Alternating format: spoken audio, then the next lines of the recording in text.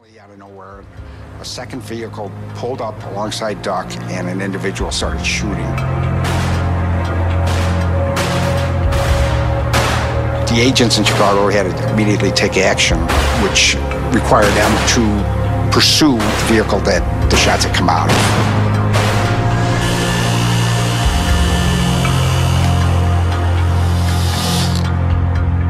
Duck could see these cars suddenly come from nowhere. He put it all together right then and there. He knew he was under surveillance, and he suspected other things might be wrong back in Rockford. Armstrong and Slick Car just rolled past. You look like his shit. Armstrong, Slick Car. He then placed a call that we intercepted in the dope house, in which he warned the individuals there that he thought he was being followed by federal investigators and that they should get out of the house immediately.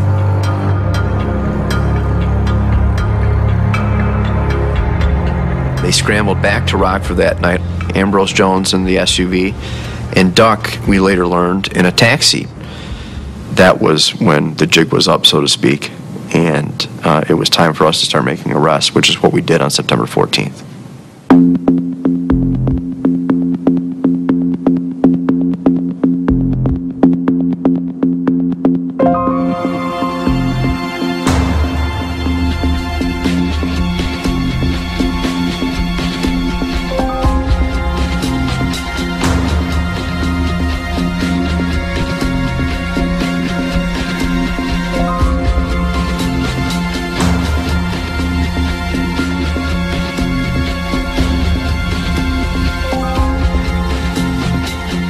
And all the shootings, all the murders, all the violence, just the things that were starting to happen, like we knew that was coming, like prison, you know what I'm saying?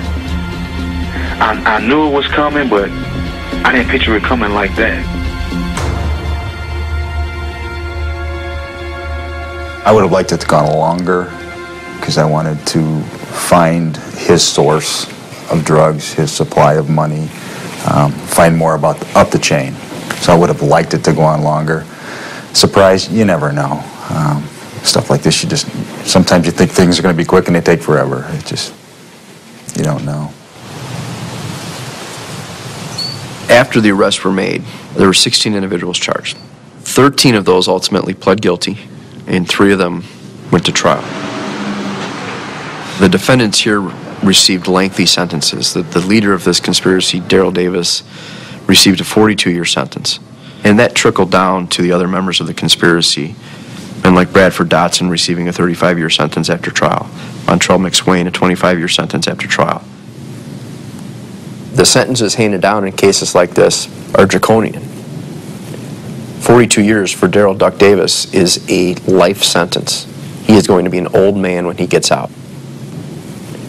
When a group like Titanic Stones get to the point where they're that organized and are terrorizing the streets, you're left with no choice. Law enforcement is left with no choice but to take them off. He was simply too dangerous and ordered too many violent acts to leave out on the street. Good morning, thank you. I'll be back to take your order. Okay, thank you. I think it's been 5 years since we really started a long-term investigation on these guys. Yeah, it's pretty incredible. It's one of those cases, it's a case of a lifetime that you work, really. This case really made me proud of you, Michael. When you think about it, you have the generations of the police. A lot of police families, fathers, sons, and grandfathers were the police. But the same is true on the other side, the criminal side. Again, I've been around for many years and have arrested grandfathers of people that we're dealing with now. So I've dealt with their fathers and their grandfathers. And it seems like it's just something that just continues on. There are certainly a lot of success stories, and that's not to generalize it, to say that everybody that's been arrested is going to continue with a life of crime. But there seems to be a pattern there that it's very difficult to break from. If you look at them individually, how did they get to that point that they're in a house on Kishwaukee Street in Rockford? How'd they get to that point in their life? They're from Chicago, they're young guys. What is it in their life that went wrong? They're born into a family where there might not have been a father present, where some of their mothers were drug users, where they themselves were just put in a situation that they were almost born to lose.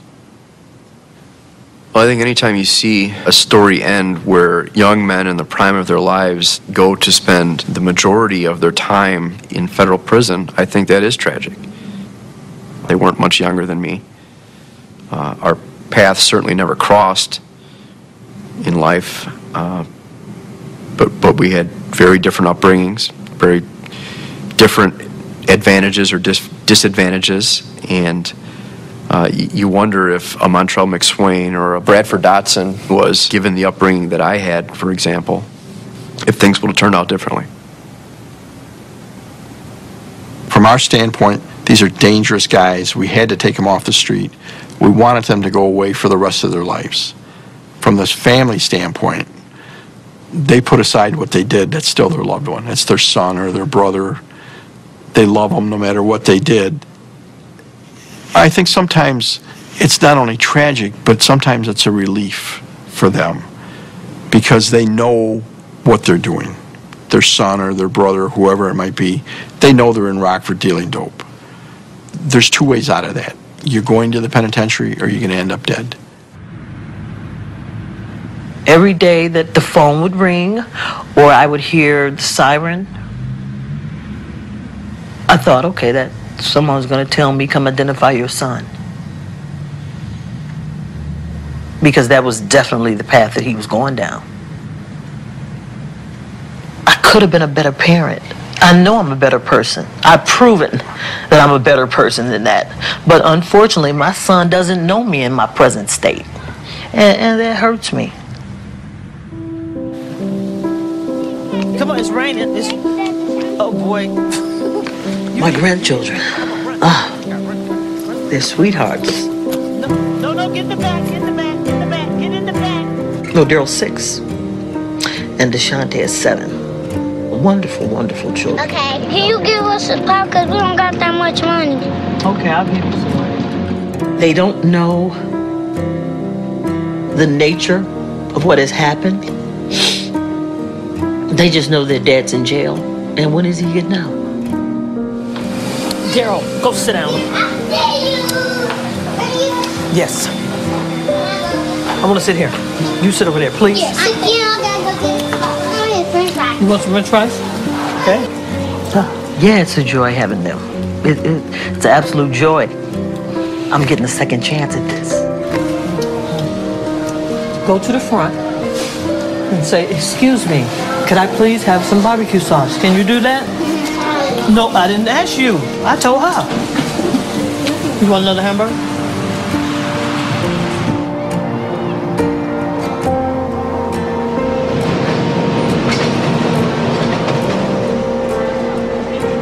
Hey! Hey, how you doing? How you been? How was your trip in? Good, Granny missed you. Okay, let's go.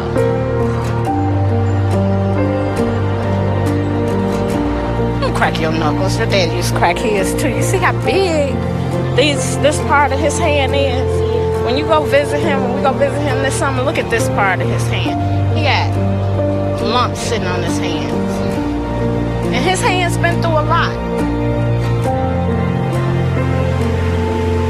Do you hate getting off the phone like I do when your daddy calls? I hate getting off the phone with him. That call just ends so quick. It don't give you a chance to say the last or whatever you might want to say. Do he call you a lot? He do. He calls me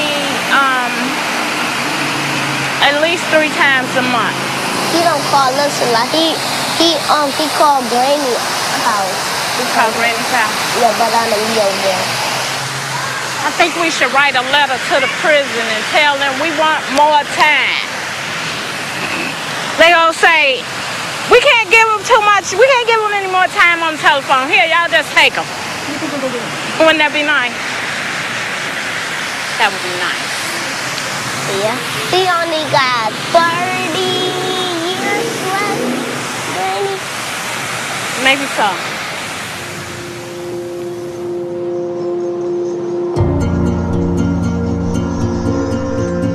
I'm not mad at the judge and the prosecutors. They got to do their jobs. The gavel was hit, you know. The signatures were signed. The jury brought his verdict. It was over with. And he sentenced me according to the United States sentencing guidelines. And gave me what he gave me. And if 30 years is what it took for me to humble myself, then all is well. I'm not being a real good example to Brandon, you know what I'm saying? Because if he look up to me, I just hope that he don't make the same mistake that I did, you know, and put himself in jeopardy for being away from his children. I mean, I had a couple years before him. They trying to exchange it for a couple decades of my life. Now that I look back, we made a lot of untaxed dollars, so I can see why the government would be mad and come for us. You know what I'm saying? Of course I regret it, because my family's suffering. You know what I'm saying? My woman's suffering. My kids suffering. I'm suffering. I'm told what to do all day, and I'm in this controlled environment. You know, I'm just taking it one day at a time, planning for the future.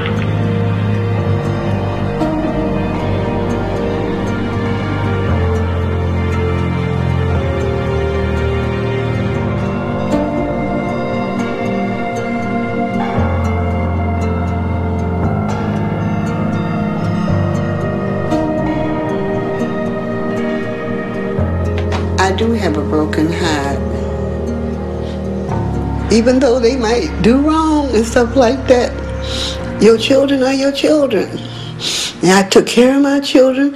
I protected my children. My children never had to go across the street and next door for nothing. They'll tell you how I treated my kids. My kids was dressed all the time, was dressed nice, and they were clean. That I saw to it. And my grandkids, no matter what. And I do have a broken heart. And my heart will probably be broken for a long time. I didn't choose this for him. We all have a choice, and he made the wrong choice.